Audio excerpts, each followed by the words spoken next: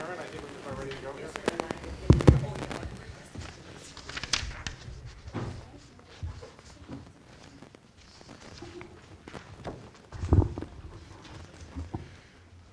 Good evening, ladies and gentlemen, and welcome to the January 18th, 2012 Meet the Candidates Night of the People's Caucus of Briarcliff Manor. We have tonight, of course, the opportunity for the audience to ask questions of our two candidates for village trustee, Mark Pohar and Bob Murray. Before we get to that, I just want to explain briefly how the process will work. The candidates have agreed that each of them will make an opening statement not to exceed 3 minutes.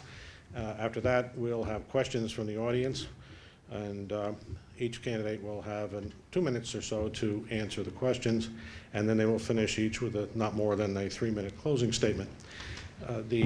As this is an uncontested election, this will be a rather more informal, perhaps, process than we've had when it has been contested.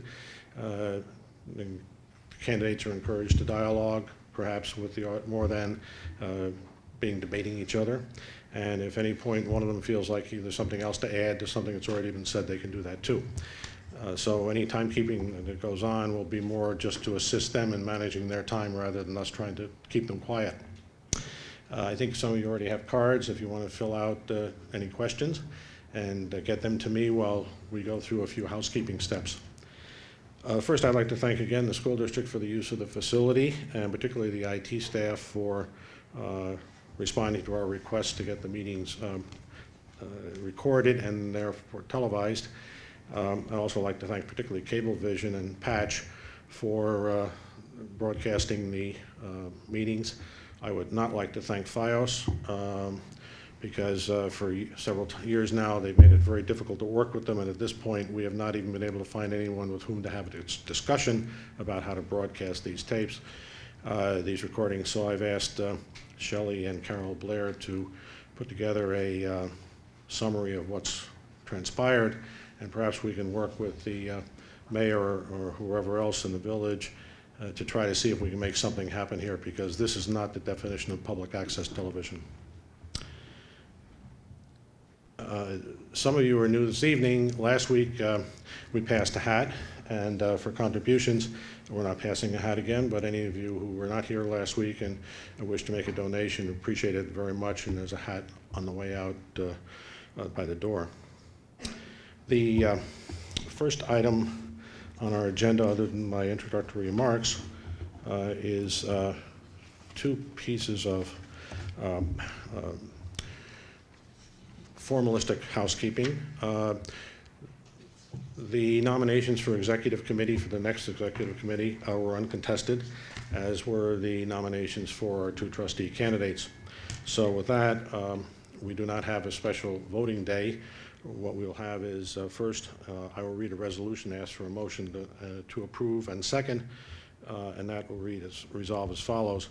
Resolved that the secretary shall be directed to cast 1 vote for candidates Aaron Stern, chair, Brian Zerman, vice chair, Louis Linder, treasurer, and Carol Blair, secretary, to serve as the caucus's executive committee for 1-year terms commencing April 1st, 2012. Motion, please, to approve that. Missy, thank you. John, thank you very much. A second. All in favor, please say aye. Aye. Opposed? Nay. Thank you. The second is similar resolution. Resolved that the secretary shall be directed to cast 1 vote for candidates Robert Murray and for Mark Pohar for a trustee, village trustee, for 2-year terms for the caucus endorsement in the village election, March 20th, 2012. Can I have a motion, please, to approve that? Mr. Vendetti, thank you. Thank you. Brian, all in favor, say aye. Aye. Opposed? Nay. Now with that, we can go to the reason we're all here tonight, which is to listen to the candidates. And so with that, I'll turn over to whomever you have decided will go first, and for 3 minutes or so, and then we'll get to the questions. We flipped a coin and I'm going to go first. Thank you all for coming tonight, and thank you to the People's Caucus for holding this event. I think it's a great way for you to meet me and Mark, learn what our views are on the various issues that you find of concern for the community. In coming up with my opening remarks, I figured you'd have 3 questions about me. Who is this guy? What's his relevant experience? And why on earth does he want to do this? So who am I? I'm a 30-year resident of Briarcliff. I live on 12 Farm Road in Chilmark. Chilmark is in the Ossining School District. I've been married for 32 years to my lovely wife, Melissa. Missy works here in Briarcliff at Club Fit. She is a personal trainer and group exercise instructor. And yes, I am Missy's husband. And that should lock up the Club Fit vote. I'm a commuter. We have 3 sons, Robbie, Christopher, and Timmy. The 2 oldest went all the way through the Ossining School District, and Timothy went up until the 6th grade and then graduated from Hackley. So what's my relevant experience? In 2006, I was chairman of the committee that brought valet parking to the train station. That should lock the commuter vote. Since 2007, I've served on the planning board, first as an alternate and then as a regular. And I've worked with fellow board members, applicants, and the public in working through land use issues that impact our community. Professionally, I'm a lawyer, and I'm head of the corporate department of the New York office of Baker Botts. Baker Botts is an international law firm with over 750 lawyers. I'm a deal lawyer. I do transactions in M&A and in capital markets, and I'm used to sitting at the table with an awful lot of people with a lot of agendas, some obvious and some hidden. I'm also old enough to know that running a deal is not the same thing as running a village. Running a deal is really hard. But so is running a village. When you're running a deal, the numbers will almost always dictate the outcome. When you're running a village, I have to believe that the numbers start the discussion, and then you work your way into all those intangibles that led many of us to move to Briarcliff in the first place. So why on earth am I doing this? I posed the question that way because that's the way Missy asked me, and it's a very good question. I believe the current board is doing a great job. I am not aware of any significant controversies in the town at this time, in the village.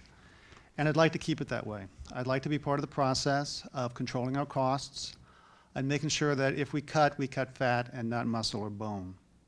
I also want to make sure that we continue to operate our village for more than just the current fiscal year. What this board does, what the village board does, impacts not just current generations, but future generations. Witness our antiquated water infrastructure.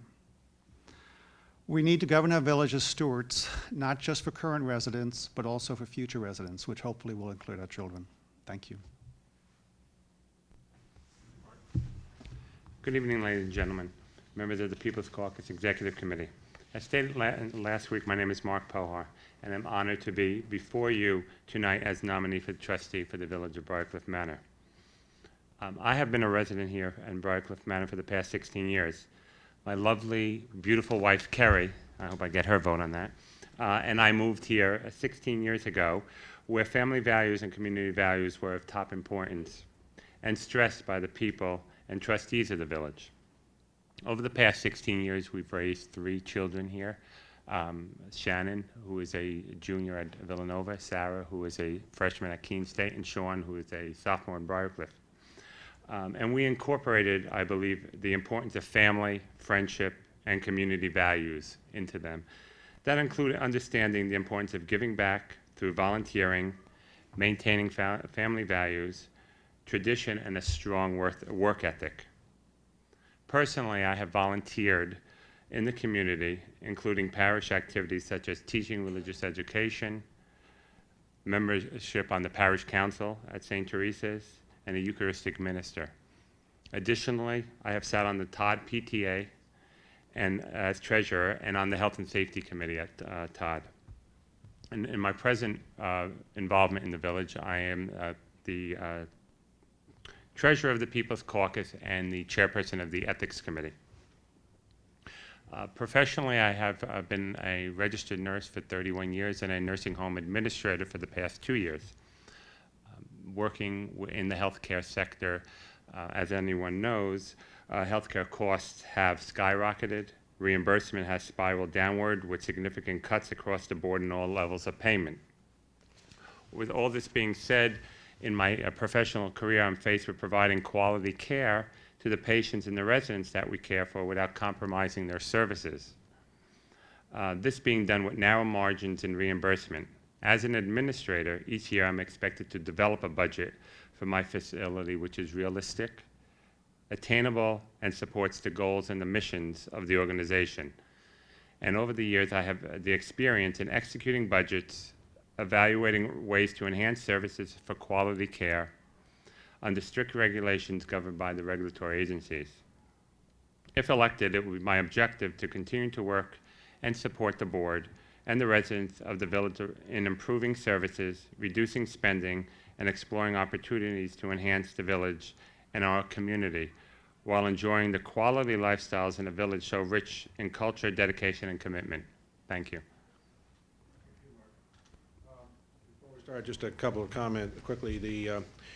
Neither of the candidates is an incumbent, so we'll consider that. It would be a good idea to consider that in formulating questions, and at the same time, because I think what we're really interested in is how do the candidates feel about issues and questions as they look towards this new responsibility.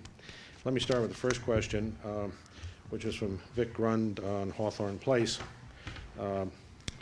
The Pace University property is for sale. What uses do you think are appropriate, and how can the village protect the interests of the residents in this area?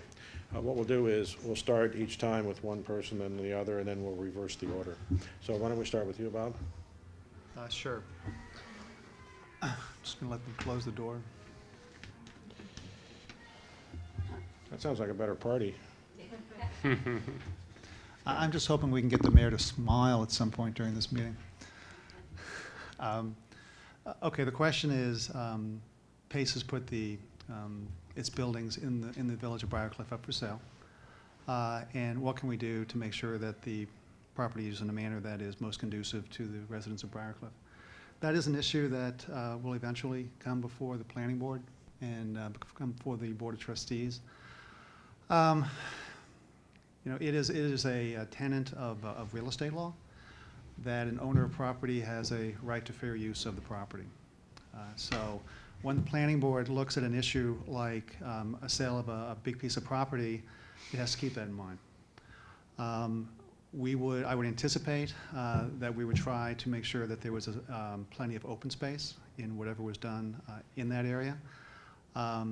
The process of getting anything approved obviously would include reaching out to local residents in the area to get their views, to get their input into any plans that might be put forth by a developer. It is zoned for residential homes, probably in the 1 acre, half an acre area. My anticipation would be that you would try to either do cluster housing or do something which has, you know, sufficient area for parks and infrastructure and things like that. But it's really going to be more of a question of process than something that the village of Briarcliff is able to force down anybody's throat. Mark? Thanks. It's kind of an interesting question because I had graduated from Pace University, and I had taken many classes on that campus, my chemistry class, biology class. So I had somewhat of a sentimental relationship with me. But as Bob had stated, we'll have to work with the planning board to look at how to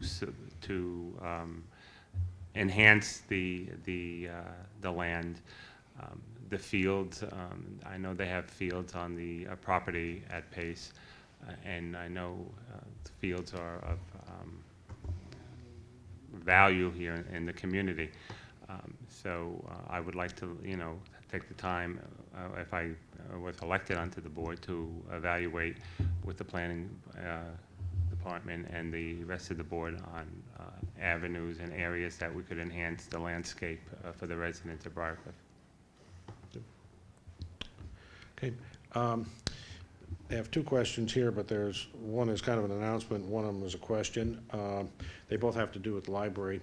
The first is a question from John Mickle, which is, many of us in the Briarcliff are doubly taxed for library service. Will you work to rectify the situation? The second is an announcement which says there's a meeting going on this evening on the taxation, double taxation issue, and there will be another library meeting February 2nd at the Ossining Library on the same subject. So we have an announcement and we have a question, which is, would you work to help resolve this issue? Mark? Could you repeat the question? Yeah, it's many of us in Briarcliff, this is the Chilmark area, the people who are in the Ossining School District are doubly taxed for library service, and this has been an issue which has gone on for many, many years. Would you work to rectify the situation? Of course, we'd work with the board to look and consider, rectifying that taxation issue. John, I think you came to the wrong meeting. I live in the Chilmark district as well, and when the issue of rebuilding the library in Briarcliff came up, I mean, that was an issue that was floating at the time. To me, double taxation is insane. It seems to me that the people who are in the Ossining School District should support one library, and it should probably be the Ossining Library, because that's where our kids who go to school get their assignments. So that would make sense. But that having been said, it's not quite that simple. There is a bond outstanding on the current library, a $4 million bond, I think. A portion of it's going to be paid by the club, but there are taxes that have to be paid. And since we were part of the community at the time that bond was approved, and was approved by referendum, there has to be a question of how that cost is allocated. So while, yes, I agree completely that double taxation is just wrong, it's just not fair, and it has to be dealt with, the question is how, and I don't have an answer for that right now. The only good news on this is that we are not alone on this issue, where there are 17, I think, about 17 other situations like this in the immediate Westchester and Rockland County area. And fortunately, it now is getting a certain amount of publicity and play, as opposed to in the past when several of us have gone up that hill and failed.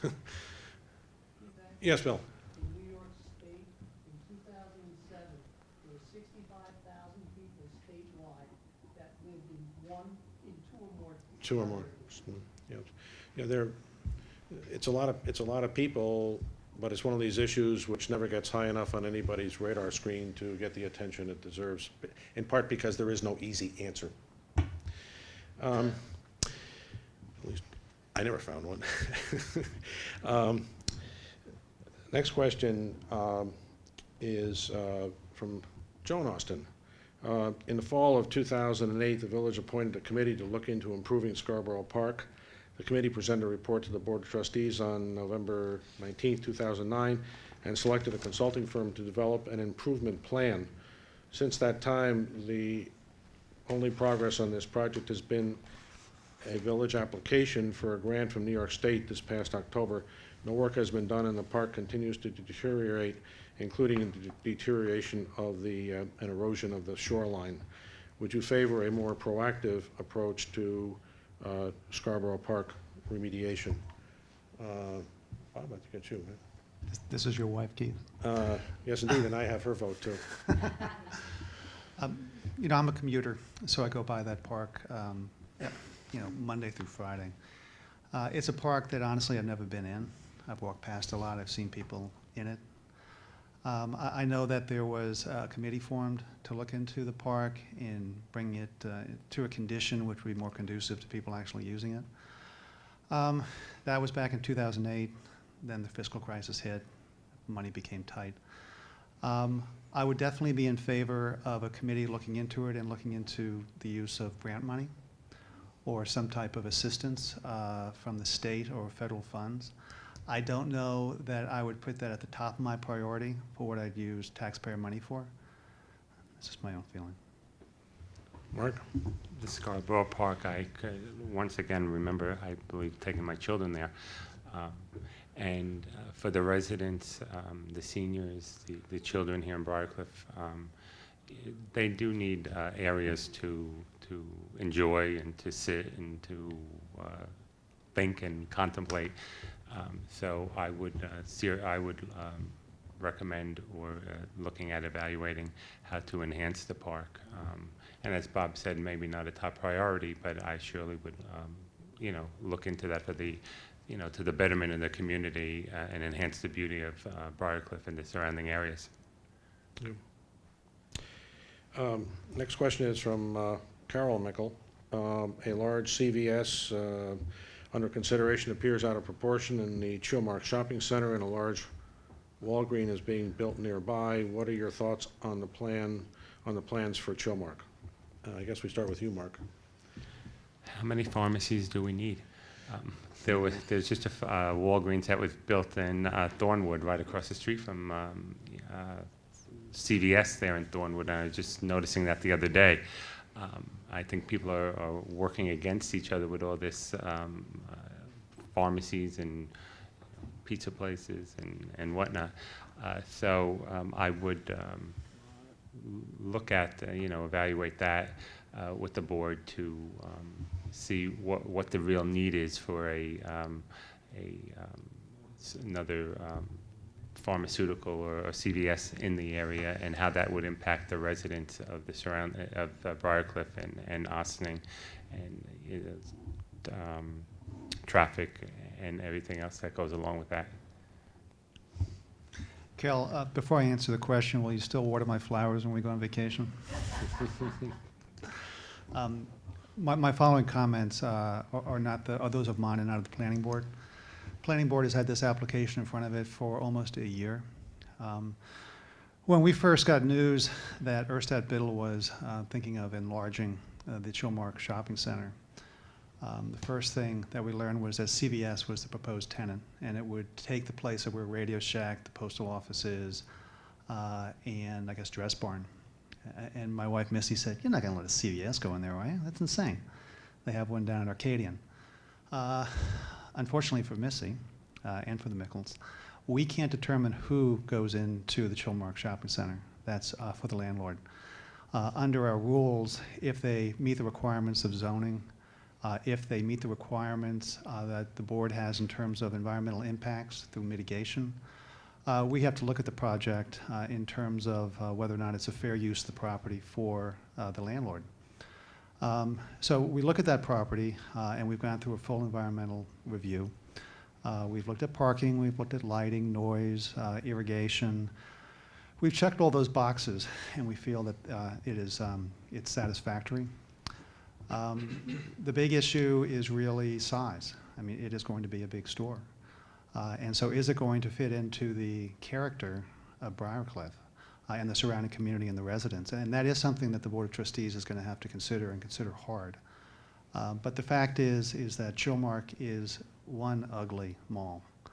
It needs to be renovated. And it may be that the trade-off to get that is a big CVS. Thank you. Another this John Mickle question. The winter farmers market was prohibited from opening this month after having been held in the Congregational Church Parish Hall for the past 3 years. Zoning violations were cited. Would you consider changes to the zoning code which would permit the market to resume in Briarcliff? Mark, I think we start with you. The farmers market in the church. Yes, I would look into this seriously and work with the board to consider zoning changes that would permit the farmers market to consideration. Bob?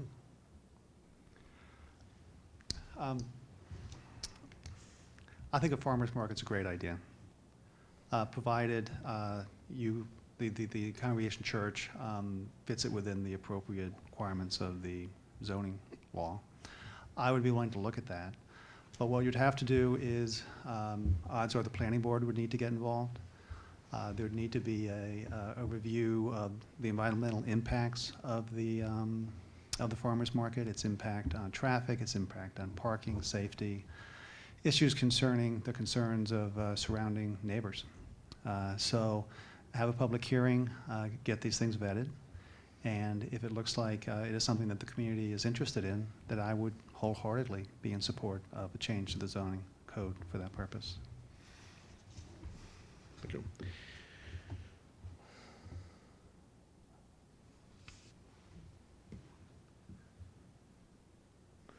What issues do you each see facing the village, and how would you seek to resolve them? And I guess we're starting with you, Bob? Yeah. Yes. I think the mayor needs to get paid. I think that's very important. Retroactively. I think there are a few issues. Fortunately, I don't think there are really major issues that are facing the village. One is a lack of parks. Our kids now are doing all kinds of activities, soccer, lacrosse, baseball, and we only have a few fields, and the fields here at the high school really aren't available. So that's an issue, and so we have to look at a creative solution for that, perhaps in connection with future development, bringing in more parks. The community has an issue with this very small business base. It's only 6% of the tax base. We need to incentivize businesses to come here. One thing we need to look at very closely, as this board has, and I'm sure every board before it has, is the state of the central business district. I mean, it's not really good enough for Briarcliff, so that needs to be looked at, and maybe some way to interconnect the business district across Route 9, where the Squires is, and make them all part of a huge business community. We have issues with the Westchester housing settlement. We want to make sure that we have inclusive housing here in Briarcliff, and so that's something we want to make sure that we stay ahead of. And then finally, obviously, the tax burden, which is something that we need to look at in terms of how to ease that. Looking at the budget, I would imagine that 70% of the budget is compensation. There's very little we can do about that. So you look at what is discretionary. I'm not sure there's a whole lot that's, quote, discretionary there either. So you need to look at creative ways to deal with these issues. And maybe it's sharing of services with the village of Ossining or something like that, but it's something that the village board does need to look at. Mark? He answered all the issues. I Stole your thunder. Why couldn't I go first? I concur with Bob. I mean, the fields are of a concern, I know, to the residents and to the teams in Briarcliff Manor, so we have to look at in enhancing the fields, letting them rest so they could drain and develop, and look at other options or other places that we could offer sports for the residents and for the Little League, the soccer and whatnot. Like Bob said, the central business district, we have to really enhance and get a better bang for our buck, and help the residents and look at ways to reduce the taxes without having duplicate services. Parking at the Scarborough station, I've heard that, although I'm not a commuter, I take a car down the Sawmill Parkway, but for those who do commute and use the Scarborough station, I think they have to look at enhancing the parking at the Scarborough train station. Thank you. Bob, you raised the question, which is the next question, which would you elaborate a little bit on, and why don't we start with you, because you've been on the where we stand on the affordable housing issue, and perhaps you want to start with that one. Okay. Hopefully everyone is aware of what is in the settlement with HUD, which is colloquially called the Westchester Housing Settlement.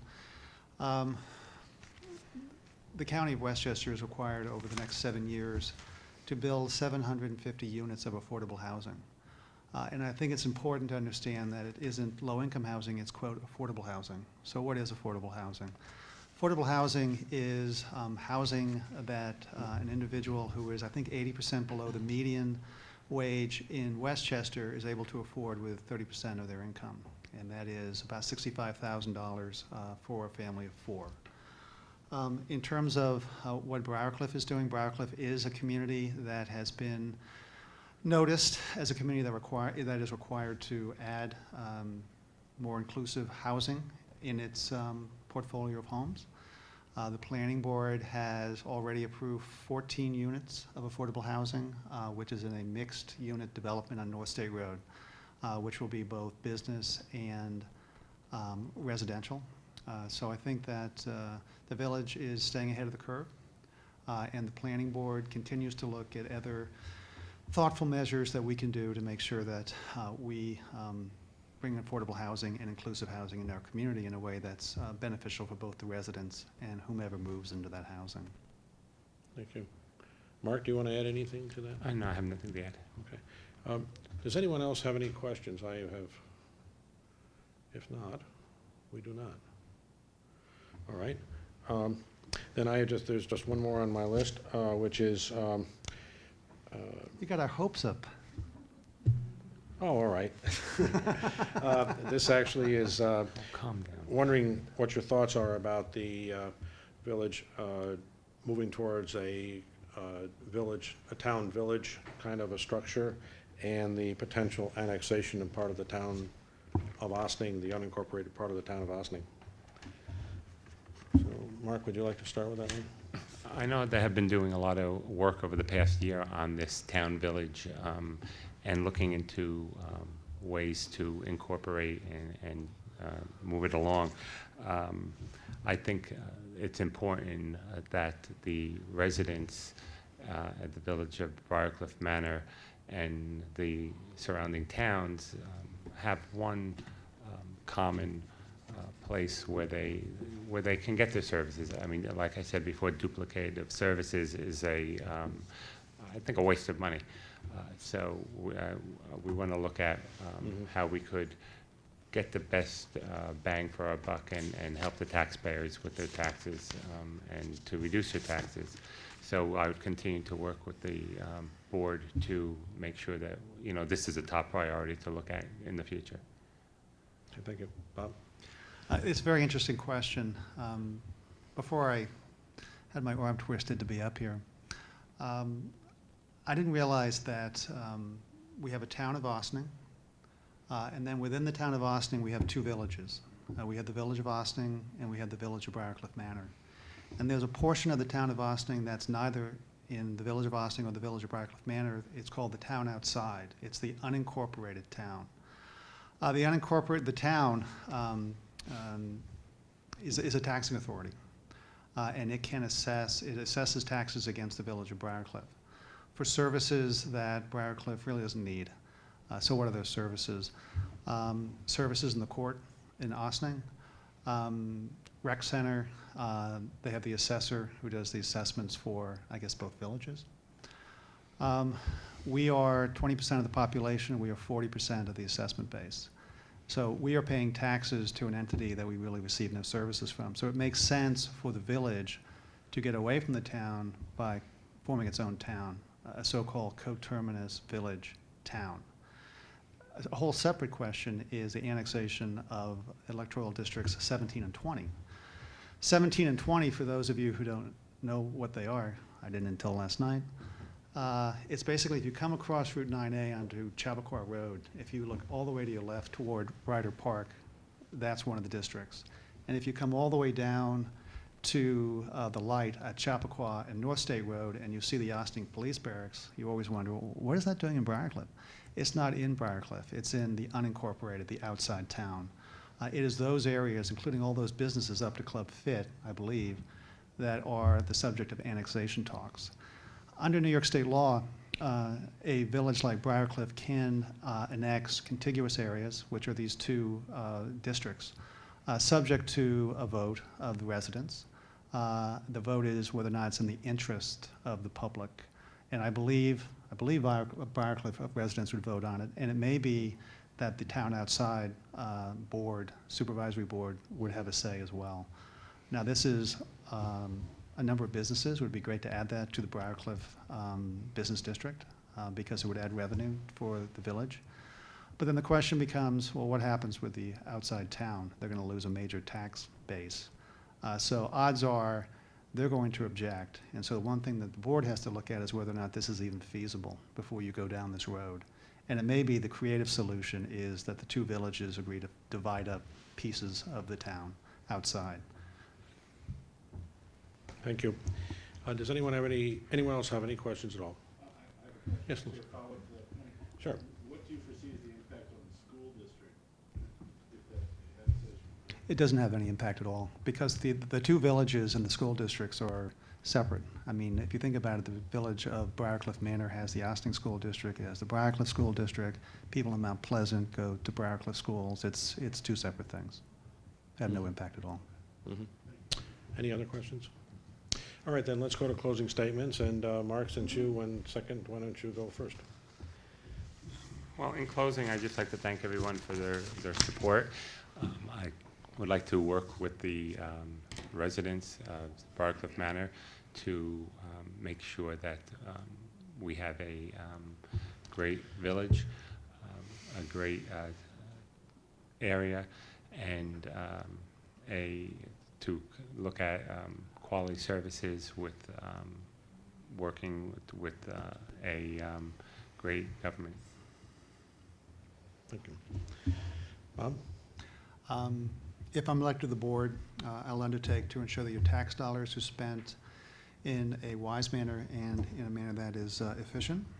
I feel my experience in the planning board and as a lawyer gives me the analytical tools to make a contribution to the board and to the village. And as a lawyer, I understand the need for transparency and for factoring in the interests of a variety of constituencies in making decisions. But I also think that actions speak louder than words. And I'd like to give you an example of what I've done in the past for the village that perhaps is indicative of what I might do in the future. In 2006, Metro North was moving into the train station to basically rebuild it. And the Board of Trustees, led by its mayor, Bill Vesio, appointed a parking lot committee. Its purpose was to look at parking alternatives because back then in 2006, it was almost impossible to get parking at the train station after the 7:44 train. If you caught the 8:10 or 8:11, whatever it was 5 years ago, there were maybe 4 spots left. So after that train, you were stuck either going home, having your wife drive you down to the train station, or park in the day lot at the Borho parking area. So a committee was appointed, and it was neighbors of the park, neighbors of the parking lot, and interested commuters. We could have just taken the commuters' interest to heart and said, let's just put striping up Scarborough Station Road all the way to 9A and park cars there, but that isn't what we did. We took a number of constituencies in mind. We took commuters, Briarcliff taxpayers, neighbors of the train station, Save Scarborough, which had an interest in saving the little tidal pond that abuts the train station, the users of the Scarborough Park, and then the Riverkeeper, the Hudson Riverkeeper.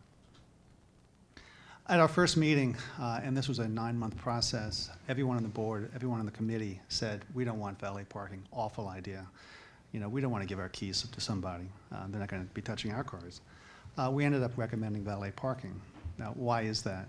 Well, we looked at a number of alternatives, and the thing that was really hot at the time was a parking structure.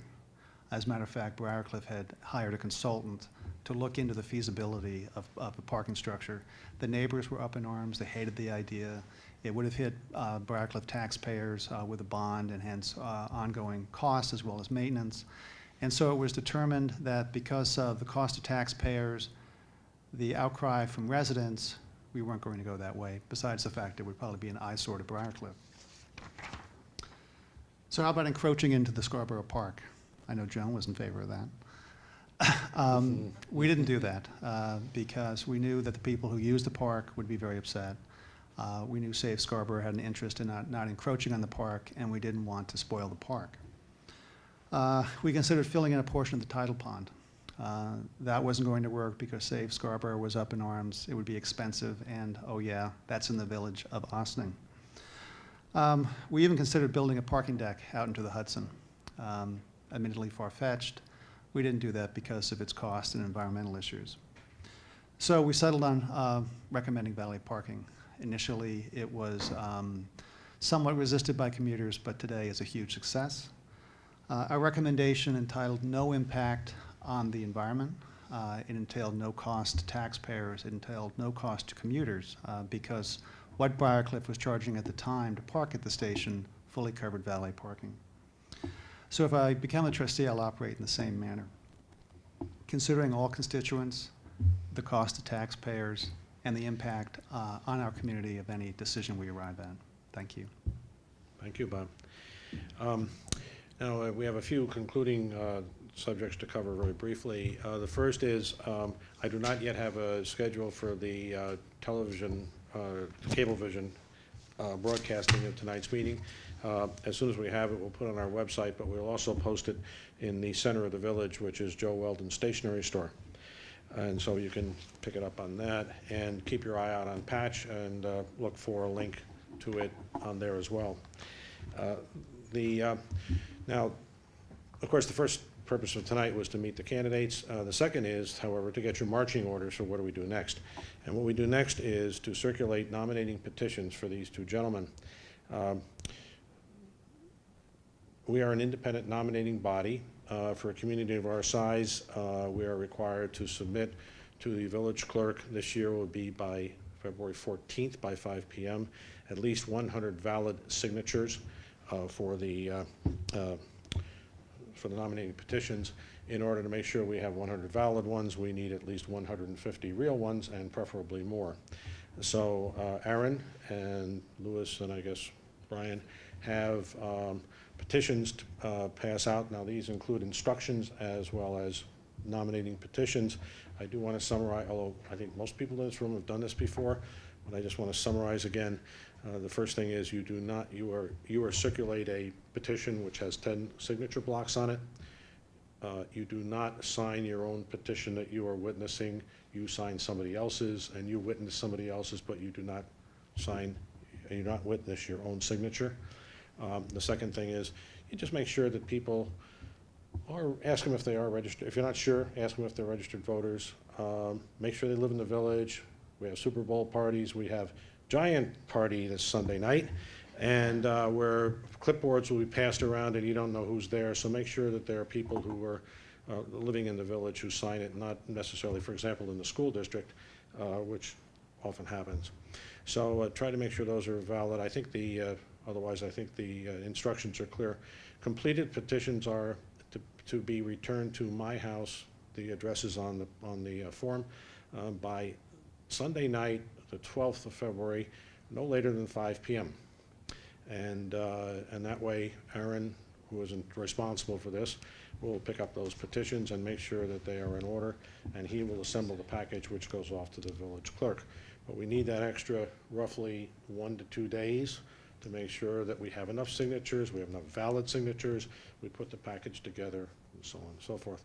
So if you pick up a petition to circulate, make sure that the guys capture your email address, because one of the things you will happen is you will get a follow-up email about making sure you get your work done.